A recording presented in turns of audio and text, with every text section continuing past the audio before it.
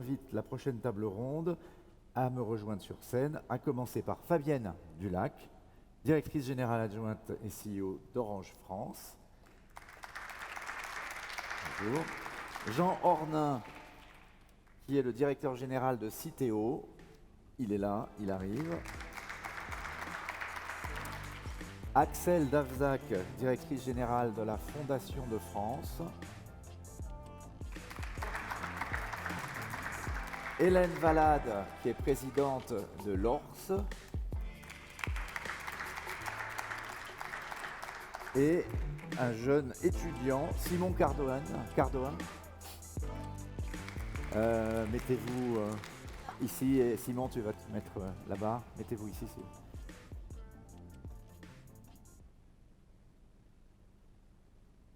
Alors, parler de transition, c'est parler du temps. Du temps qui passe et l'urgence du temps. Vous pouvez enlever je pense sur scène les masques, sinon ça devient difficile. Vos micros ont été nettoyés. Vous pouvez prendre chacun un micro, comme ça chacune et chacun, vous êtes certain d'avoir le vôtre et de ne pas vous confondre. Donc je disais, parler de transition, c'est parler du temps, évidemment. Et le temps de la transition écologique, il est compté. On en parle beaucoup, en tout cas. Les jeunes s'en inquiètent beaucoup, même s'ils s'inquiètent, vous le verrez également dans le sondage qu'on présentera, beaucoup des conséquences économiques de la crise. Évidemment, il faut sauver la planète, mais si on n'a pas de boulot, ça ne va pas forcément être très simple. Mais l'écologie reste quand même le cœur de cette génération des jeunes, des 18-30 ans, on le verra. Il y a un appel à l'action qui est aujourd'hui très fort, parfois radical, on le voit avec des figures comme Greta Thunberg, par exemple, et une angoisse climatique qui monte, y compris chez les jeunes, j'ai l'impression, enfin moi j'en ai parlé, je dirais presque une expérience personnelle avec une de mes enfants qui voit bien qu'aujourd'hui la question se pose entre la paralysie finalement, parce que la tâche à atteindre est tellement immense, ou les solutions, mais qui peuvent passer par de la radicalité parce que ça ne va pas assez vite justement. Donc on va parler de tout cela en essayant de voir s'il est possible, et on aura l'occasion d'en parler avec Yannick Jadot, de concilier l'écologie et l'économie. Et pour commencer, j'ai envie de proposer à Fabienne Dulac de commencer en nous parlant, parce que ce qu'on a vu dans cette crise, c'est l'explosion du digital. Bon, aujourd'hui, il y a un débat très clair. On sait que la transition écologique aura besoin du digital, et en même temps, on a peur que le digital vienne aggraver finalement le problème écologique, en tout cas le problème énergétique. Vous qui êtes chez Orange France au cœur de ces sujets, et où on voit bien que le sujet du digital, d'ailleurs, n'est pas que son empreinte environnementale, c'est également son accessibilité sociale, on l'a vu dans la crise. Comment est-ce que vous allez aborder finalement ces défis chez Orange pour répondre à la contradiction finalement qui vous est adressée? Alors effectivement, cette contradiction, elle n'est pas nouvelle, on le sait, hein. Si on reprend quelques chiffres, aujourd'hui la révolution numérique, on l'a à peu près mesurée, elle contribue à peu près à 4% de l'émission de CO2 dans le monde, si on prend la révolution numérique globale. Les opérateurs de télécommunications, c'est 0,5%. Donc effectivement, il y a une empreinte environnementale de par cette révolution numérique que l'on connaît. Nous, chez Orange, ça va faire à peu près 10 ans qu'on travaille sur ce sujet-là, parce qu'effectivement, ça fait 10 ans qu'on a conscience que la révolution numérique, les data centers, les antennes, les usages de nos terminaux, au global, ont évidemment une consommation énergétique et une émission de CO2. Et que nous avons entrepris une transformation de l'entreprise qui aujourd'hui est accélérée. Accélérée parce que globalement nous avons pris des engagements, mais accélérée parce qu'au final les usages explosent.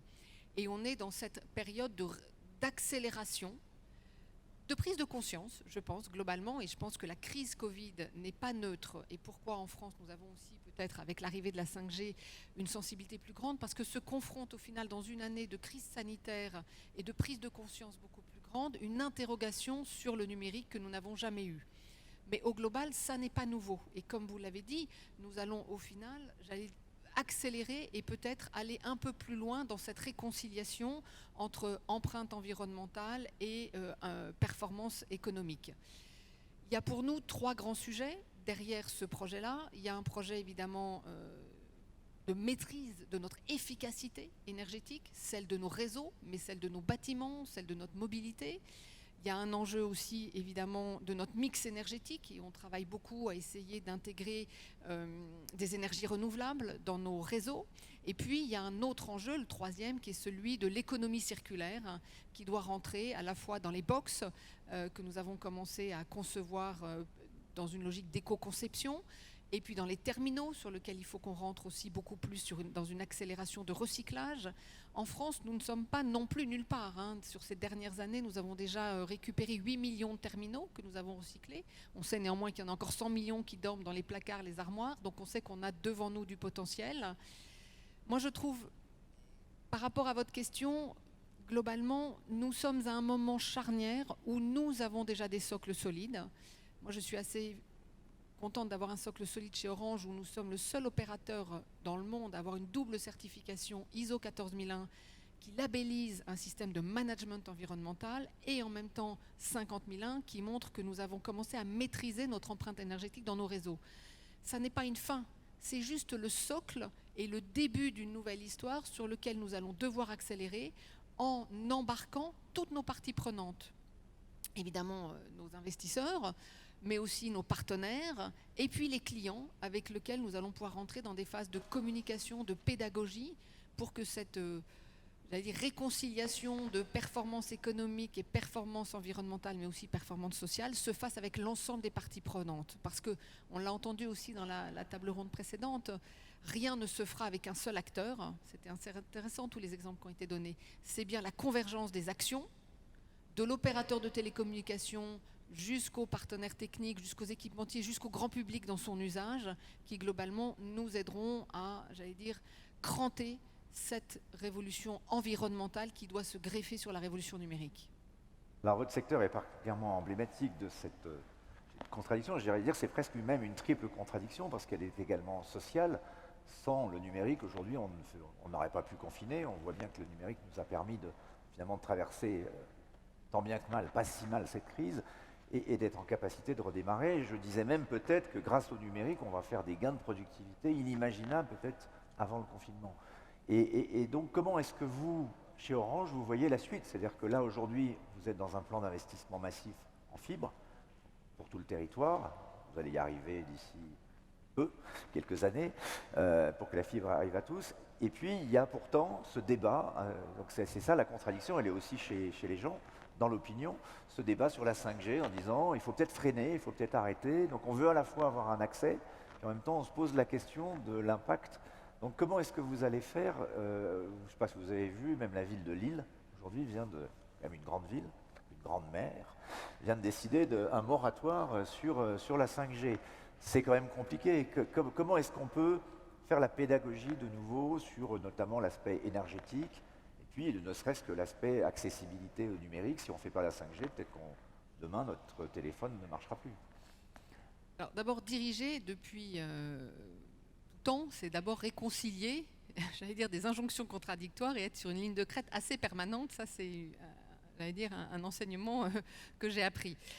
Quand on regarde ce qui se passe actuellement, ce qu'il faut bien voir, c'est qu'effectivement, à travers ce que nous sommes en train de faire, c'est-à-dire fibrer la France, passer à la 5G, chaque révolution numérique, chaque révolution technologique a amené au final un débat. On l'a oublié, mais la bascule de la 3G à la 4G a généré exactement le même débat, avec moins d'acuité, la 2G à la 3G de la même façon.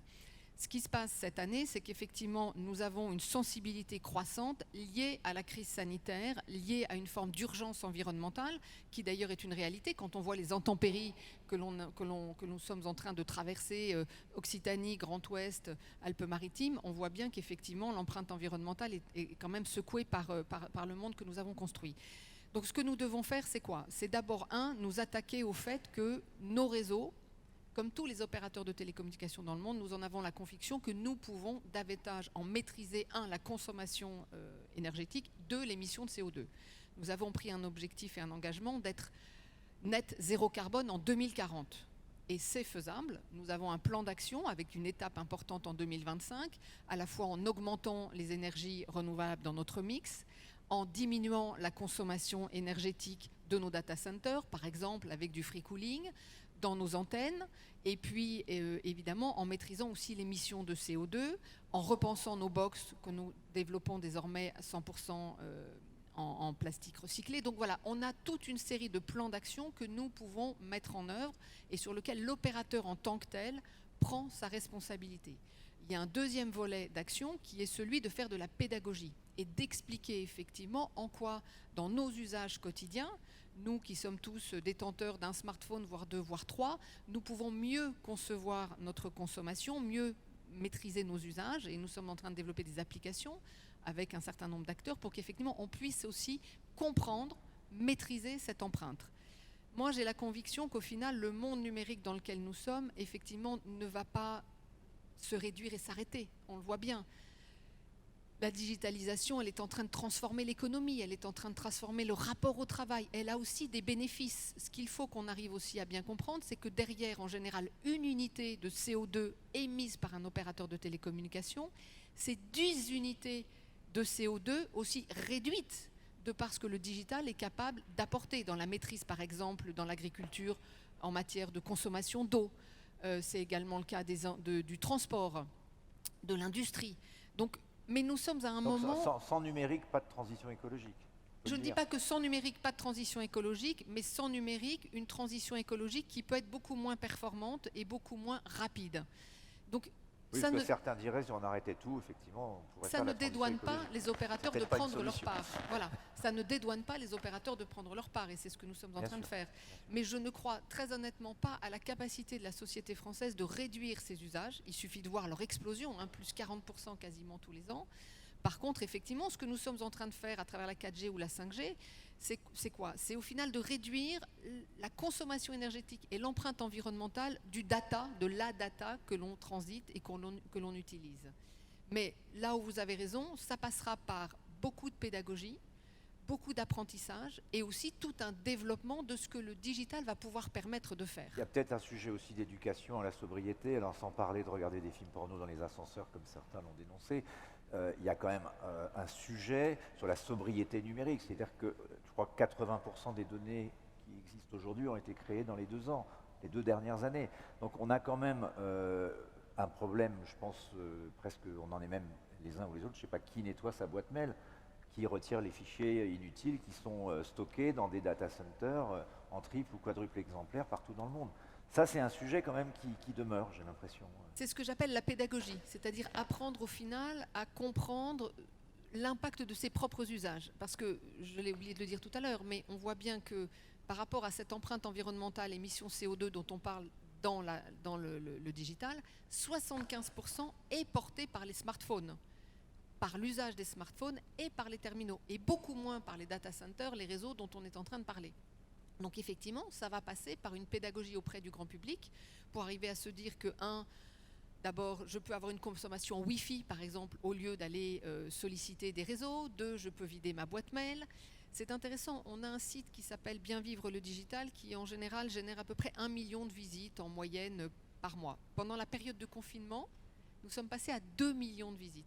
Donc on voit il y a une conscience environnementale du consommateur de digital. Et là, sommes en train de... C'est la bonne nouvelle. Voilà, et là nous sommes en train, par exemple, de travailler une application qu'on va embarquer dans Orange et Moi qui permettra à chaque consommateur de revérifier toutes les semaines, tous les 15 jours, tous les mois à son rythme, quelle est au final l'empreinte environnementale de ses usages, le nombre d'heures passées à regarder des vidéos, à faire ses mails, à faire de l'internet, du gaming, etc.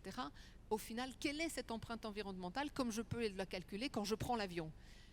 Mais là encore, tout ça s'éclairera au fur et à mesure où on aura des données, où on va arriver à les modéliser, et ça c'est un véritable enjeu pour tous les opérateurs d'avoir des données sur lesquelles on s'entend, modéliser, partager, et sur lesquelles on va aussi pouvoir expliquer au final ce que chacun peut bouger. Merci beaucoup. On va passer maintenant la parole à Jean Ornin.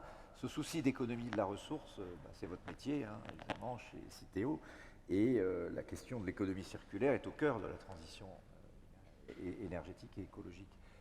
Aujourd'hui, c'est plus une question d'écosystème que simplement une question qui concernerait seulement Citeo. C'est-à-dire, c'est pas vous, avec vos petits bras musclés, qui allez résoudre le problème. Donc, comment est-ce que cet écosystème change aujourd'hui? Est-ce qu'il y a une accélération? Est-ce que vous sentez, là aussi, un changement d'état d'esprit? Oui, d'abord merci pour l'invitation. Alors effectivement, Citeo est une entreprise qui a été créée il y a presque 30 ans maintenant, qui s'appelait Eco-Emballage, et qui a pour mission de réduire l'impact environnemental des emballages et des papiers. Donc c'est quasiment un pionnier de l'économie circulaire. Et ce, dans le cadre de ce qu'on appelle la responsabilité élargie du producteur, qui a été créé à l'époque, et qui a rendu responsable celui qui met sur le marché un produit la fin de vie de l'emballage. Donc c'était une vraie innovation à l'époque finalement, et on voit qu'aujourd'hui d'ailleurs ce genre d'innovation est en train de toucher d'autres secteurs, parce qu'on dit à celui qui produit, tu as une responsabilité environnementale sur le produit que tu mets sur le marché. Et ce qui fait qu'aujourd'hui, il y a 30 000 entreprises françaises qui chaque année contribuent, c'est 800 millions d'euros chaque année, donc qui se transitent via Citeo, pour faire à la fois de ce qu'on appelle de l'éco-conception, de la sensibilisation du grand public, et financer, si vous avez un bac de tri chez vous ou dans la rue, donc le financement essentiel vient des entreprises, donc à travers un partenariat avec les collectivités locales pour financer ce qu'on appelle le bac jaune, donc la collecte, le tri et le recyclage des emballages ménagers et des papiers, qui permet aujourd'hui à 70% des emballages ménagers d'être recyclés et 60% à peu près des papiers d'être recyclés. Donc ça, c'est le constat à aujourd'hui. Donc on a créé cette industrie du recyclage, de l'économie circulaire, youpi. Mais en fait, vous avez dit une chose, c'est qu'en fait le monde a changé. Et je pense que dans ce domaine-là, l'enjeu est un enjeu d'accélération. On n'a plus les 25-30 ans qu'on a utilisés sur le passé. Et on porte, nous, une vision du monde qui est une vision de la nécessaire adaptation de nos modes de consommation, de production et de distribution à la préservation de la planète dans toutes ses composantes, ses ressources, son climat et la biodiversité.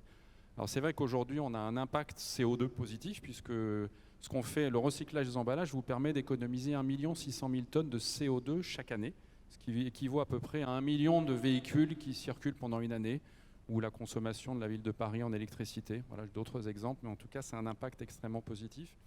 Et nous, on a un enjeu, finalement, c'est d'aller au 100%. Et le 100%, alors c'est pas 100% recyclage, c'est 100% solution. Et ça passe par deux grands leviers, on va dire. Le premier, ça s'appelle l'éco-conception, et essentiellement au sein des entreprises. En fait, l'éco-conception consiste à la fois alléger, moins de ressources. Donc si vous avez une bouteille aujourd'hui, elle a perdu 40% de son poids par rapport à il y a 10 ans. Donc on utilise moins de ressources. La deuxième, c'est le développement du réemploi partout où on peut finalement. Je vois que là, par exemple, il y a des bouteilles en verre qui peuvent tout à fait être réemployées. Donc ça fait baisser l'impact environnemental. Vous avez la substitution. Il y a des solutions aujourd'hui qui permettent de substituer à des solutions plastiques. On peut les remplacer par des solutions en cellulose. On fait des barquettes en carton qui deviennent imperméables. Et bien évidemment, il y a ce qu'on appelle la recyclabilité. Et la recyclabilité du carton, des aciers, d'aluminium, du verre et du papier est parfaite. Celle des plastiques est un peu plus compliquée. Je ne sais pas si on y viendra après. En tout cas, c'est le sujet numéro 1 aujourd'hui. C'est le sujet du plastique. On peut avec en parler un parce enjeu. qu'avec ce qui s'est passé avec le Covid, on a vu que le plastique revient, effectivement. On avait fait une belle loi, on avait pris des beaux engagements, et puis patatras, il faut protéger la santé. Alors, oui, le plastique est partout. Je crois que s'il y a du plastique, on est entouré de. On essaye à la plastique. tribune d'être bon citoyen, mais je ne sais pas si. Avec Jean-Christophe, on n'a pas encore supprimé tout le plastique. Non, et d'ailleurs, le sujet sur le plastique, enfin, le gros problème du plastique, parce que c'est vrai que c'est un matériau, enfin d'ailleurs, c'est des plastiques, hein, il y a plein de résines, c'est quelque chose qui est très léger, des propriétés barrières fantastiques, et donc finalement qui peut avoir un impact carbone d'ailleurs assez positif de par sa légèreté et ses capacités de protection, en tout cas dans le monde par exemple alimentaire. Il a permis vraiment de protéger les aliments, de les faire durer, etc. Enfin, toute chose, surtout si on même avec le bio, par exemple. La tentative de percer du vrac a été un petit peu arrêtée quand même. Là. Non, je pense que non. En fait, le vrac va continuer à se développer, mais ce que je dis tout à l'heure, c'est qu'il faut toutes les solutions. Je veux dire, il n'y a pas une solution. Donc, le vrac, le réemploi, donc la réduction du plastique, c'est une des solutions. Et les entreprises aujourd'hui sont engagées dans la recherche de nouveaux modes de mise à disposition de leurs produits vis-à-vis des consommateurs. Néanmoins, le recyclage reste une solution. Et que j'ai dit tout à l'heure, il y a un sujet d'éco-conception dans les entreprises, parce que c'est vraiment un sujet pour elles qui est devenu cœur. Et après, il y a l'autre côté qui est celui du citoyen, du trieur, de la collectivité locale. Et alors, Donc c'est là, de la pédagogie, de ce que c'est, de l'avantage de mettre les petits gobelets en carton que vous avez là dans un bac de tri. Pourquoi ça a du sens ? Et c'est un enjeu de sensibilisation, de simplification en France où c'est un peu compliqué. Et je pense à la fin aussi un sujet d'éducation à l'éco-citoyenneté. Quand on voit le nombre de gens qui balancent leur masque dans la rue, on peut quand même s'interroger. Et au-delà de cette pique qui évidemment s'adresse à tous ceux qui le font, je dirais, vous n'avez pas évoqué un dernier sujet compliqué dans cet écosystème, c'est le prix. C'est-à-dire quel prix est-on prêt à payer pour avoir un écosystème de recyclage qui s'approche des 100% que vous décrivez? C'est un peu plus cher. Donc en fait, chaque c'est année, comme le Made in France en fait. Oui, chaque année, comme en fait, Montebourg, les c'est un peu plus entreprises, cher. moi chaque année, je suis le gars qui va voir les entreprises en disant, vous savez quoi, ça va vous coûter 9 ou 10% plus cher par rapport à l'année précédente. Pourquoi ? Parce qu'en fait, le taux de recyclage est en train d'augmenter, on progresse. Voilà. Après, de l'autre côté, elle progresse aussi en réduisant, en essayant de réduire par l'éco-conception les ressources utilisées, donc elles essayent de leur côté de faire des économies. Mais oui, ça a un prix. Alors après, moi je ne veux pas rentrer dans un grand débat entre le coût du travail et le coût de la planète, mais la planète, elle a un coût. Et donc l'internalisation du coût environnemental est quelque chose qu'il faut prendre en considération. Je sais que nous, pendant les 40 dernières années, on a beaucoup délocalisé le travail, parce que le travail coûtait cher, donc il est parti ailleurs, et on a oublié au passage quelque chose qui est, en fait, finalement, il faut remettre des produits dans des bateaux, dans des avions, La les taxe produire carbone aux frontières comme solution. C'est des sujets, ce sont des sujets qu'il ne faut pas, vous ne le lâcherez pas certainement à la tribune, mais je pense que ce sont des sujets qu'il ne faut pas lâcher, c'est-à-dire l'internalisation de l'impact environnemental. Il y a un autre sujet. On a même interrogé M. Montebourg dans la prochaine revue, oui, le T2, vous verrez, il se lâche bien sur ce sujet. Alors, excellente transition peut-être pour parler et continuer à écouter les autres intervenantes maintenant. Le lien entre l'écologique et le sociétal qui est évident. On l'a vu avec les Gilets jaunes, je parlais de taxe carbone interne. Ça n'a pas très bien marché, et ça a même failli mal se finir, et l'histoire d'ailleurs n'est pas complètement écrite. Sur ce sujet, peut-être on pourrait effectivement écouter Axel Davzac, parce que vous êtes directrice générale de la Fondation de France, vous êtes au cœur de l'écosystème, j'allais dire, de la solidarité, dont je parlais tout à l'heure, de la philanthropie, et vous voyez bien aujourd'hui, et je pense que vous êtes un des acteurs finalement de transformation sociétale à l'œuvre. Donc qu'est-ce que vous constatez de votre côté aujourd'hui dans cette transition? Merci en tout cas de votre invitation aujourd'hui. Avant de répondre à votre question, je voudrais rebondir sur ce qui vient d'être dit l'espace d'un instant. Vous avez dit la planète a un coût, préserver la planète a un coût. Mais moi je pense qu'on ne peut absolument pas séparer la planète de l'humanité. Parce qu'en fait, le sujet, c'est que même si on laisse tout faire et l'activité humaine continuer à déréguler le fonctionnement de notre planète, elle va continuer. En revanche, c'est l'espèce humaine qui est en jeu. Donc, ce n'est pas la planète qui a un coût, c'est bien la survie de l'humanité sur cette terre. Et quel effort est-on prêt à faire là-dessus? Voilà. Et je pense qu'une fois qu'on pose le débat de cette manière-là, alors, après, je vais venir aux difficultés de faire entendre et faire comprendre ces sujets-là, mais on ne raisonne plus de la même manière, en fait. Voilà, ça, c'est la première chose.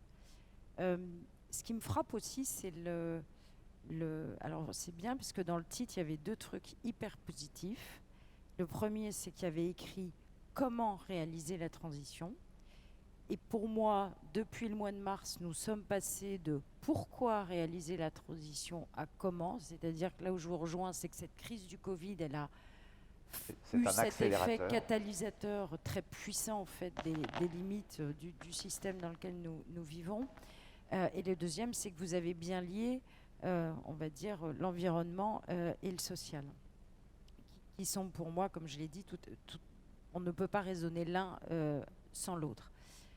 Une fois que j'ai dit ça, la question c'est gérer une transition. Une transition par construction, c'est quelque chose qui est extrêmement complexe, puisque la première chose, c'est déjà d'arriver à avoir un projet commun, un imaginaire commun pour passer d'un état A à un état B, où voulons-nous aller. Et je crois que ce qui fait défaut, ce qui a conduit aux Gilets jaunes, ce qui a conduit à tout un tas de difficultés, c'est que à l'échelle d'un pays, d'une ville, d'une région, d'un collectif quel qu'il soit, on a du mal aujourd'hui à avoir des imaginaires communs.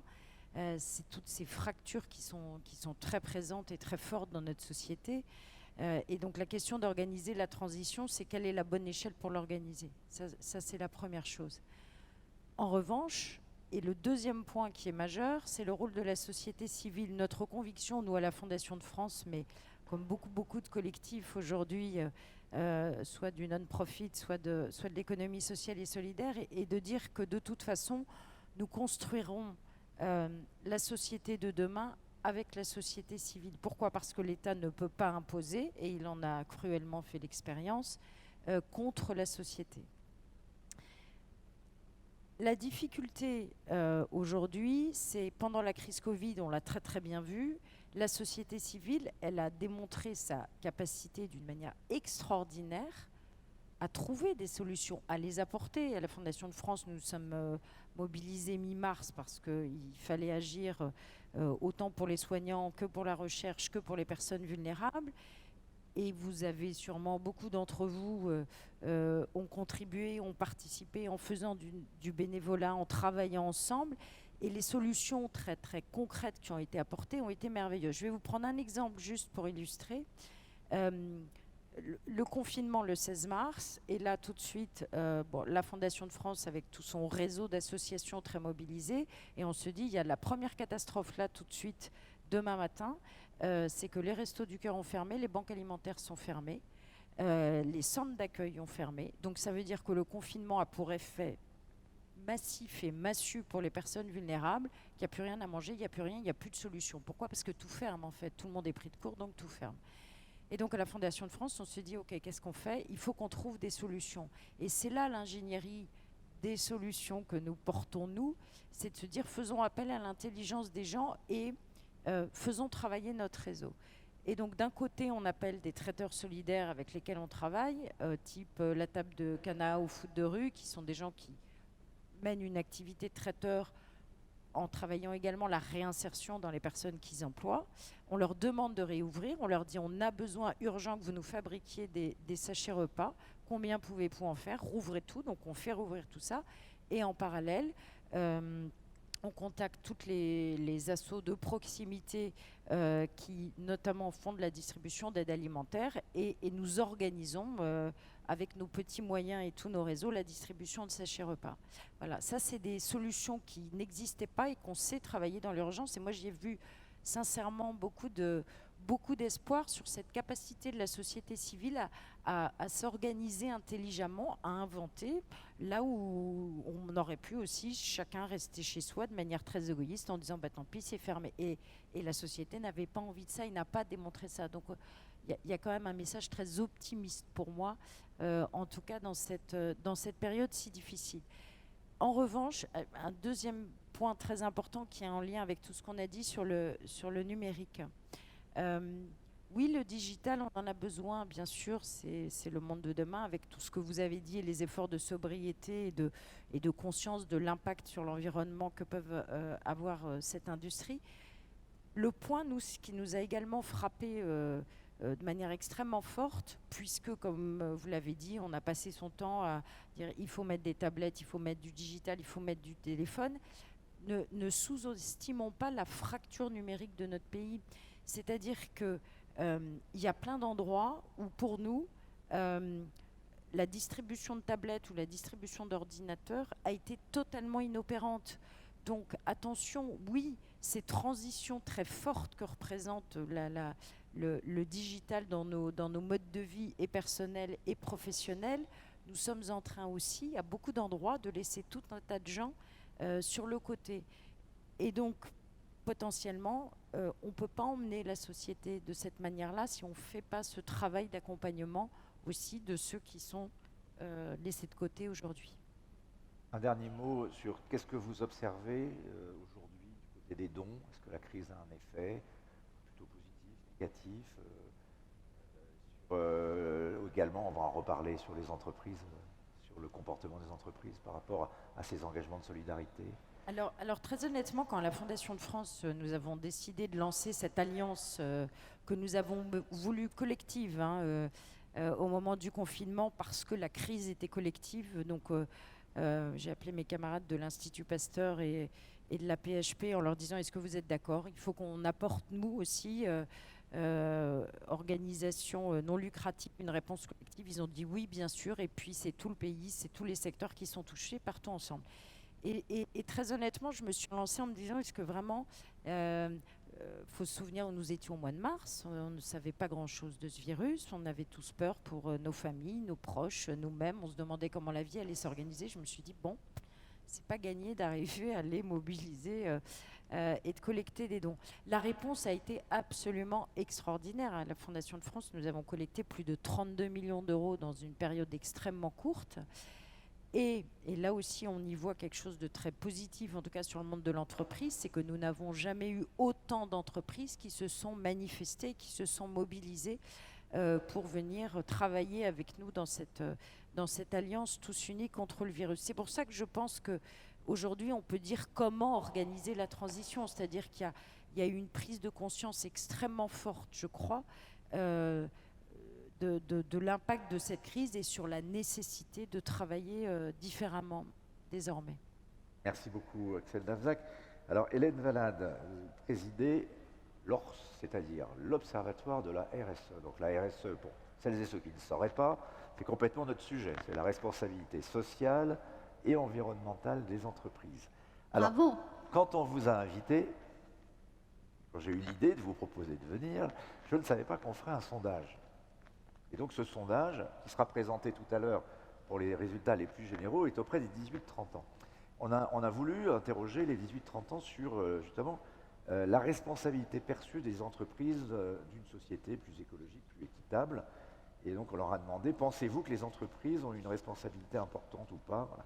Donc, 85%, c'est écrasant, disent que l'entreprise a une responsabilité, 34% très importante, 51% plutôt importante, seulement 11% pas importante.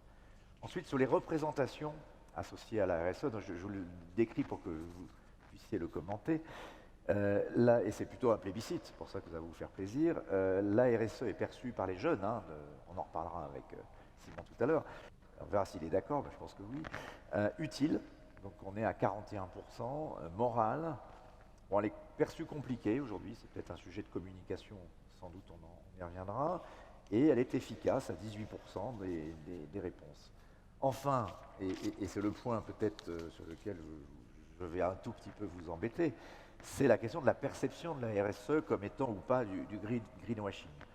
C'est pas si mauvais, c'est-à-dire qu'on pourrait s'attendre à ce que ce soit très sévère. En fait, c'est 55-45. 55% disent que c'est plus souvent une démarche marketing pour s'acheter une image, et 45% quand même, ce qui est beaucoup, moi je trouve, des jeunes qui ont répondu, disent que les entreprises ont une démarche sincère dans leur engagement environnemental et social. Donc voilà, quelques résultats. Moi, je vous laisse le micro peut-être pour nous dire ce que vous en pensez, et est-ce que ça correspond à une réalité aujourd'hui de ce métier que vous représentez? Merci infiniment de me les livrer, ces résultats. Merci de votre invitation. D'abord, je suis très sensible au fait que vous ayez décidé de mettre l'accent sur les jeunes, parce que je pense que nous sommes en train de vivre une révolution de la RSE grâce aux jeunes. Et pour 4 raisons qu'ils incarnent à l'heure actuelle parfaitement bien. La première, c'est qu'ils ils jouent encore un rôle d'aiguillon extrêmement utile à l'entreprise. Vous avez cité Greta tout à l'heure, on pourrait citer aussi les jeunes du manifeste pour un réveil écologique, et puis tant d'autres qu'on a invités d'ailleurs dans nos comités de direction pour dialoguer avec eux. Les jeunes chez nos clients, qui commencent à exprimer des attentes sur des sujets que nous avons évoqués tout à l'heure, extrêmement différentes. Et puis, les jeunes au sein même de nos entreprises qui, de l'interne, expriment là aussi des attentes nouvelles lorsqu'ils vont vouloir se faire recruter viennent nous interroger. Moi, j'ai vraiment le sentiment par moment d'être sur la sellette moi-même et plutôt d'être celle qui est interrogée plutôt que celle qui mène l'entretien, parce qu'on me pose des questions sur la politique environnementale de mon entreprise. Et puis, les jeunes, ce sont les enfants de nos patrons. Et alors là, lorsque les patrons sont aiguillonnés eux-mêmes dans leur famille par ces jeunes de cette nouvelle génération, Tout le monde a une Greta Thunberg à la maison, c'est alors ça. ça change tout. Voilà. C'est comme Maurice Lévy qui a dit « Ne me dites pas que je suis publicitaire, elle me croit publicitaire ». Oui, c'est exactement ça. Non, mais c'est très important. Je pense qu'on est face à ce sujet de la RSE maintenant comme un sujet d'attractivité des talents pour l'entreprise, et donc c'est en train de prendre une forme tout à fait neuve. Vous avez raison d'être voilà, sur cette tonalité un peu à la fois circonspecte et bienveillante à l'égard de la RSE, parce que la RSE a profondément changé au cours des 20 dernières années. L'ORS est une association qui regroupe une centaine d'entreprises maintenant et qui est née en l'an 2000, donc effectivement on est un poste d'observation de ce qui s'est passé. Et en fait on est passé, si je le dis très rapidement, d'une vision très compliance de la RSE, c'est-à-dire je réponds à des normes, à des lois, je suis juste dans une attitude un peu passive par rapport à ce sujet, à quelque chose qui n'a rien à voir avec tout cela, mais qui est de l'ordre de la transformation du modèle économique, transformation vers l'économie circulaire pour un certain nombre d'entreprises qui ont été très très loin sur ce sujet, transformation de la gouvernance, transformation sur la diversité à l'intérieur des entreprises. C'est ça maintenant, la RSE, c'est cette, au fond, méthode pour changer, pour faire bouger les lignes à l'intérieur de l'entreprise. C'est une méthode globale de transformation. C'est une méthode de plus en plus qui effectivement permet d'avoir une vision très très transversale de l'entreprise, de casser ces silos qui empêchent d'avoir des réponses efficaces, notamment pour l'économie circulaire. Si on raisonne sur l'économie circulaire en étant chacun dans notre coin, alors nous n'y arrivons pas. Donc c'est tout ça en même temps, et on sent que la crise a effectivement apporté le coup de pouce probablement qui manquait pour à la fois mettre sur le devant de la scène l'importance, mais absolument cruciale, des enjeux que la RSE défend, c'est-à-dire au fond comment lutter contre le réchauffement climatique, comment répondre à la question de la biodiversité ou à la question de la protection des ressources naturelles, comment répondre à cette problématique de l'inclusion, et la crise a remis cela sur la table de manière extrêmement forte. Et les entreprises, vous l'avez dit madame, ont, il me semble, eu un rôle qui a attiré un projecteur d'une manière un peu neuve sur elles, parce qu'elles ont été extrêmement réactives dès le départ de cette crise. Vous citiez le 16 mars. Moi, j'ai le bonheur d'appartenir à une entreprise qui, le lendemain, convertissait ses unités de production de parfums en unités de production de gel hydroalcoolique. On ne peut pas la citer, c'est LVMH. Et qui du coup a fait revenir les gens pour travailler, nos collaborateurs pour travailler immédiatement, qui a aussi converti des ateliers de couture en ateliers de fabrication de blouses, de surblouses et de masques, ou qui a transformé ces vendangeoires en lieux où on pouvait accueillir les personnels soignants des hôpitaux dans un certain nombre de territoires pour qu'ils puissent se reposer plus facilement. Enfin bon, bref, une solidarité, une réactivité qui d'ailleurs explique ce regain de confiance et explique probablement aussi les résultats que vous nous avez décrits tout à l'heure. On sait qu'on est dans un pays où les entreprises ne sont pas toujours regardées d'un bon œil, où on imagine que la raison d'être première de l'entreprise, c'est le profit.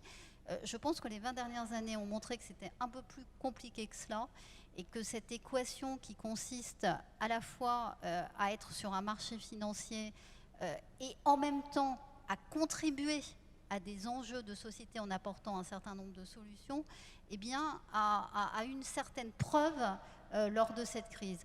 Donc oui, je pense qu'on est dans une vraie transformation avec toutes les difficultés qui ont été évoquées, c'est-à-dire que l'équation à résoudre, elle est super complexe. Elle est à la fois environnementale, elle est aussi sociale, et puis elle est économique, tout ça en même temps, si je puis dire. Bon.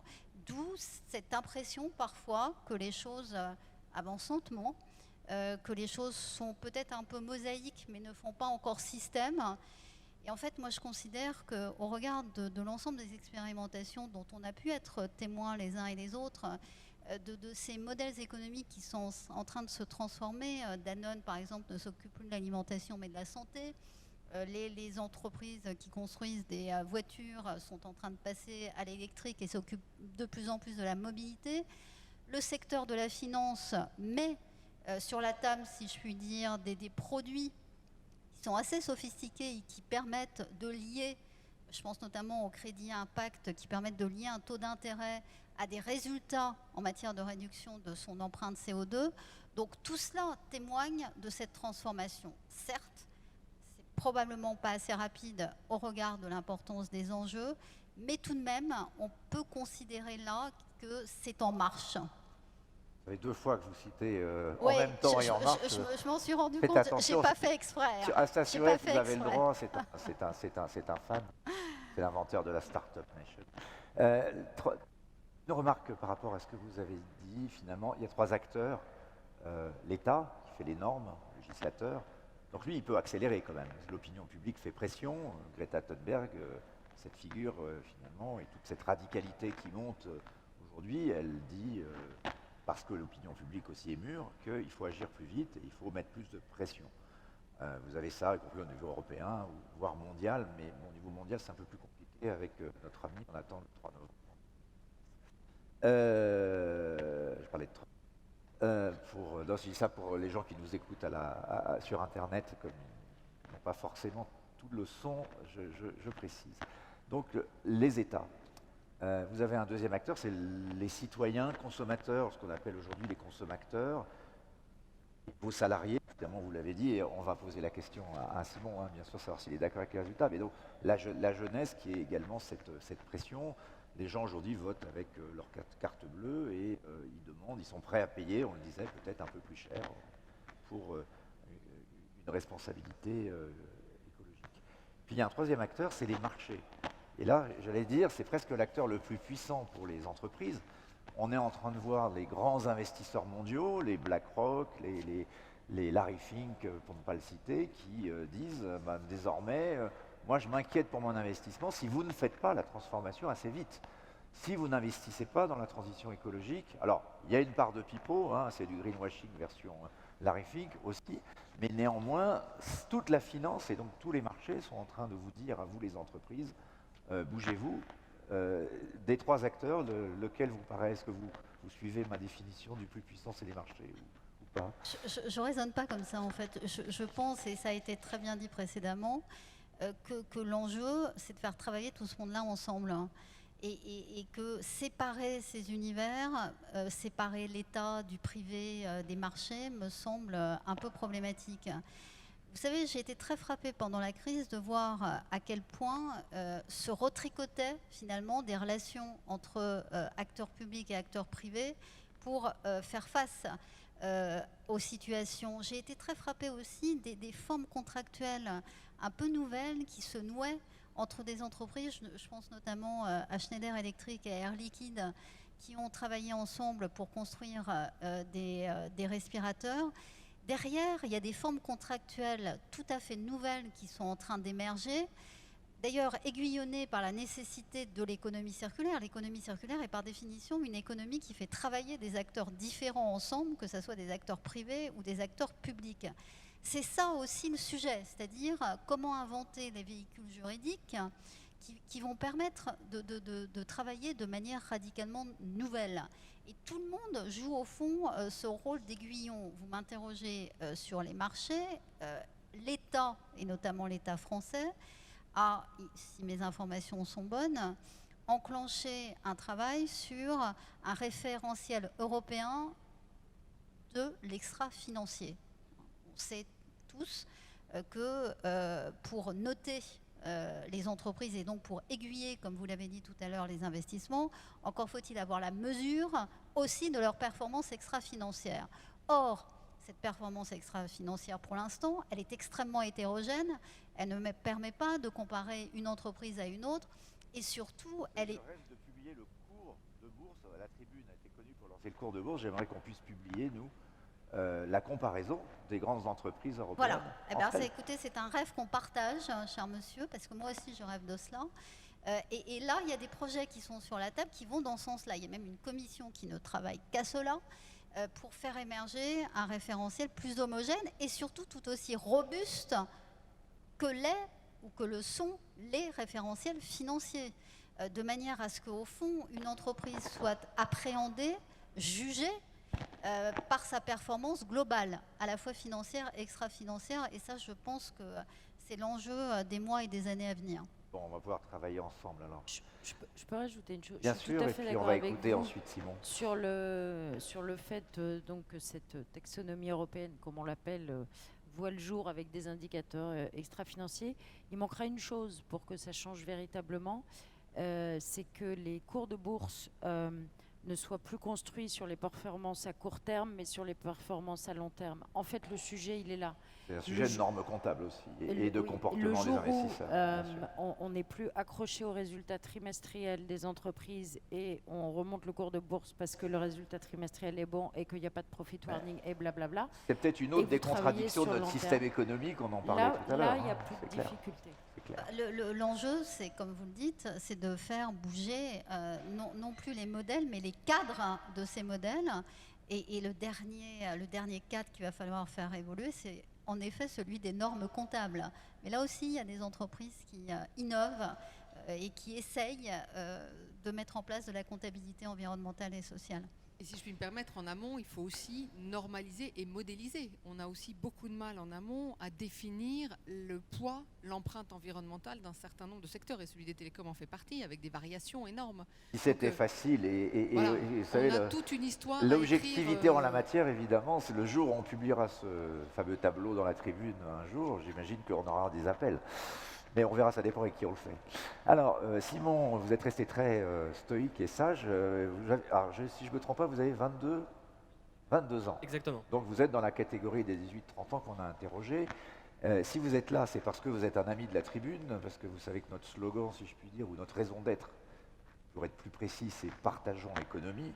Et vous avez co-créé un think tank au sein de votre université qui s'appelle justement « Partageons l'économie ». Et parmi la raison de votre présence à cette table ronde en particulier, c'est que vous avez travaillé sur la loi Pacte. Alors on n'en a pas beaucoup parlé, mais elle était, j'allais dire, immanente dans le débat. Vous qui êtes à la fois représentant donc, de cette génération qui trépigne un peu, que ça accélère dans le domaine de la transition écologique, et en même temps qui est étudiant en économie, donc au carrefour de ces réalités économiques, qu'est-ce que vous pensez de ce débat, de ce qu'on a dit? Est-ce qu'on va assez loin ou est-ce qu'il faudrait être beaucoup plus radical d'une certaine façon? Alors, merci déjà de l'invitation et ensuite je tiens à vous remercier tous pour vos interventions et je suis d'accord avec bon nombre d'arguments qui ont été présentés. Si on doit résumer un petit peu tout ce qui a été dit, on peut dire qu'effectivement il y a des choses qui vont de l'avant et des bonnes choses, et notamment avec les jeunes ou sans. Et donc à ce niveau-là, c'est très bien. Notamment, on évoquait beaucoup de choses autour de l'investissement, des entreprises, et donc ça fait écho, comme vous le disiez, à la loi Pacte. Notamment, on a eu le statut de société à mission qui s'est développé, qui montre aussi que l'État peut être un acteur aux côtés des entreprises pour faciliter un peu cette transition écologique et sociétale, parce que la société à mission permet aux entreprises, en fait, comme vous le savez, de se doter d'une raison d'être qui permet de montrer l'engagement autant au niveau écologique qu'au niveau social de l'entreprise, et parfois d'autres engagements également. Et donc à ce niveau-là, ce sont des choses très positives et ce sont des choses qui font écho aux jeunes, notamment dans le cadre de l'évaluation de la loi Pacte qui avait été faite par France Stratégie. Il y avait un sondage qui revenait, et l'idée c'était de regarder un petit peu si les jeunes, et notamment les jeunes diplômés, étaient sensibles à ces questions.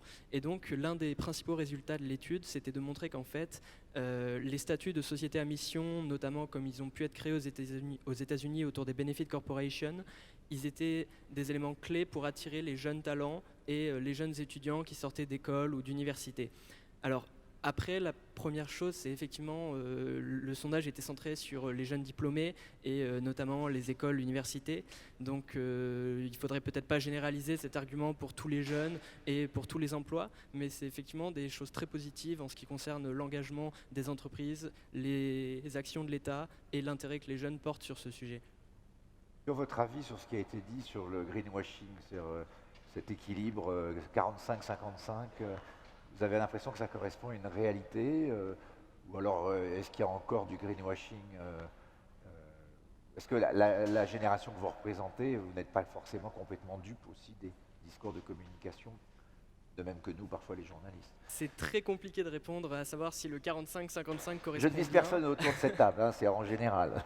Mais une chose est sûre, c'est qu'aujourd'hui, avec les moyens de communication, les médias ou autres, s'il y avait peut-être 55% de greenwashing, ça ferait peut-être beaucoup plus ce scandale que ce qu'on peut voir actuellement. Après, il y a des grands scandales qui existent, il y a des gros débats aussi sur les différents sujets. Mais ce qui est sûr, c'est que pendant un moment, la mode autour de l'investissement vert, autour des entreprises écologiques a pu exister. Mais derrière, avec les actions concrètes des entreprises et avec les cadres légaux que peut développer l'État, on cherche justement à encadrer ces choses-là et à définir précisément, que ce soit, comme vous le disiez, par définir des typographie typique de qu'est-ce que c'est au final être socialement responsable, qu'est-ce que c'est un investissement vert, d'avoir des définitions très précises. On permet en fait d'éviter un peu tout ce greenwashing et que même si l'engagement derrière a une motivation qui est peut-être commerciale, au moins elle se traduit par des faits qui sont réels et elle est mesurable. Et donc ça, c'est un enjeu très important effectivement, de pouvoir mesurer l'engagement des entreprises, l'engagement des investisseurs, la responsabilité de ces derniers pour voir si on est dans le greenwashing ou pas. Ce qui est sûr, c'est que si la transition écologique réussit, tous les emplois seront verts, donc on aura résolu, on aura bouclé la boucle. Les directeurs de la RSE disparaîtront. Et les directeurs de la RSE disparaîtront, mais on vous trouvera d'autres occupations. Probablement c'est de dirigeants d'entreprise. Voilà, c'est ça, un super ce que j'allais vivier dire. pour- C'est vous les dirigeants. Avant, on disait c'était les directeurs financiers, après on a dit c'est les directeurs du digital. En fait, c'est les directrices, c'est encore mieux, comme ça on aura un CAC 40 plus féminin. Mais c'est vrai que c'est très impressionnant par rapport à ce que disait Hélène Valade. Moi, je l'ai vu, parce que finalement, Citeo est au contact des entreprises de la grande consommation. Et ce changement au cours de ces dernières années, du fait que finalement, on est passé de la RSE, et en fait, c'est monté de quelques étages, c'est partie intégrante de la stratégie même des entreprises. Voilà, on voit au niveau corporate. Alors après, il y en a encore un chemin à faire, c'est que ça passe du corporate au marketing et au business, parce qu'en fait, et faire en sorte que l'économie circulaire, l'impact environnemental, le développement durable deviennent un avantage compétitif de l'entreprise, parce que finalement, les citoyens, les consommateurs aujourd'hui le réclament. Et du coup, ça fait, je pense aussi, effectivement, vous l'avez dit toutes les deux, des entreprises, en tout cas, pas le problème, mais un gros contributeur à la solution, de par leur capacité d'adaptation, de changement. On l'a vu pendant le Covid. Moi, je l'ai vu sur les entreprises de la grande consommation, parce qu'il a fallu nourrir tout le monde, en gros, alors que tout s'arrêtait. Et vous l'avez dit sur la société civile. Et je trouve que ça, c'est vraiment quelque chose qui est extrêmement intéressant. Et c'est assez rassurant, le sondage que vous avez tout à l'heure cité sur le regard des jeunes sur l'entreprise. Aussi, c'est un sondage IFOP pour la Tribune et Europe 1 qui est Ouais. en publication sur notre site. Oui, et on a vu tout à l'heure dans le débat précédent, finalement, les jeunes, il y a beaucoup de jeunes qui commencent à entreprendre, à monter leurs propres entreprises. Et du coup, je trouve que ça, c'est un vrai message d'optimisme. Et moi, je vois ce mouvement-là. Et alors, je suis pas BA je sais que dans le monde, il y a des gens qui font plus ou moins bien. Il y en a partout, chez les citoyens, les collectivités, les entreprises. Mais en tout cas, je suis là-dessus impressionné favorablement par ce mouvement au sein des entreprises pour que finalement ce soit pris. Le dernier acte, effectivement, c'est que ce soit pris par la finance, donc par les normes comptables, donc qu'à un moment donné, l'extra-financier ne soit plus de l'extra-financier, mais soit intégré dans le financier. Et alors là, l'alignement des planètes va être total. Oui, juste oui, ce collectif-là dont on parle depuis tout à l'heure, que ce soit effectivement les salariés, les clients, les pouvoirs publics, le monde associatif, il est d'autant plus important qu'il ne faut pas non plus se leurrer. On parle depuis tout à l'heure du fait qu'on a une accélération sur cette période liée à la crise sanitaire, mais il y a quand même une crise économique aussi latente qui va quand même pousser les entreprises à des arbitrages court-termistes qui sont antinomiques avec souvent des transformations environnementales ou sociétales qui, elles, sont dans le temps long. Et moi, je voudrais aussi mettre ce sujet-là pour la table parce que c'est le vrai paradoxe de cette rentrée, après avoir eu un premier semestre où effectivement tout le monde s'est retrouvé autour de cette dynamique, poussé effectivement par, des partages comme on n'en avait jamais vu, des collaborations comme on n'en avait jamais vu et qui ont été très positives au final et qui ont soufflé positivement, je trouve, sur ce premier semestre. On a tous un risque qui est que dans cette deuxième partie de l'année où commence à se durcir l'économie, commence à se durcir la position d'un certain nombre d'entreprises, j'allais dire, on soit un peu rattrapé par la patrouille. C'est un peu la question que j'allais vous poser, c'est est-ce qu'on ne risque pas, alors c'est toujours pareil dans les transitions, il y a des hauts et des bas, il y a des oscillations, est-ce qu'on ne risque pas de connaître quand même, on en parlera avec Yannick Jadot tout à l'heure, un moment un petit peu plus difficile pour l'écologie qui passe un peu au deuxième plan, y compris dans notre sondage, on a demandé aux jeunes, ils disent nous on veut un job quand même, hein. Alors si possible vert, mais un job d'abord. Oui, on va revenir à ce que je disais tout à l'heure, il va falloir continuer de réconcilier des contraires, d'abord le temps court et le temps long, et on sait très bien que pour transformer d'un point de vue environnemental des entreprises, c'est du temps long, c'est des décisions maintenant mais qui vont peser dans 5-10 ans, donc il faut absolument avoir la conscience de cette temporalité qu'il faut réconcilier.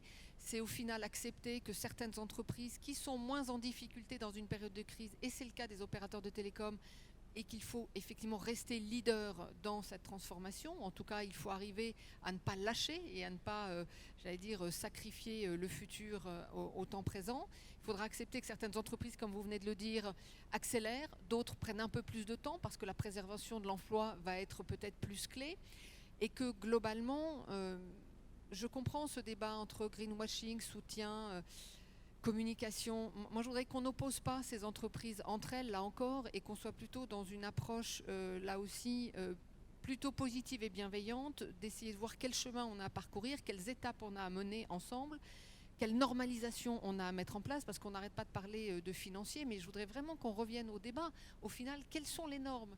Quels sont les objectifs qu'on a à se fixer? On découvre tous l'empreinte environnementale. Moi, je vois bien quand on commence à en discuter, les compétences ne sont pas non plus extrêmement partagées dans les entreprises. C'est une opportunité pour recruter, pour se rapprocher du monde associatif et notamment des petites entreprises ou des startups qui ont beaucoup plus d'avance, notamment chez les jeunes. Donc voilà, il y a plein de signaux positifs et il faut essayer collectivement d'aligner toutes ces planètes pour lutter contre des vents contraires qui vont être quand même assez importants dans une période économique très tendue où l'emploi va devenir pour beaucoup la priorité.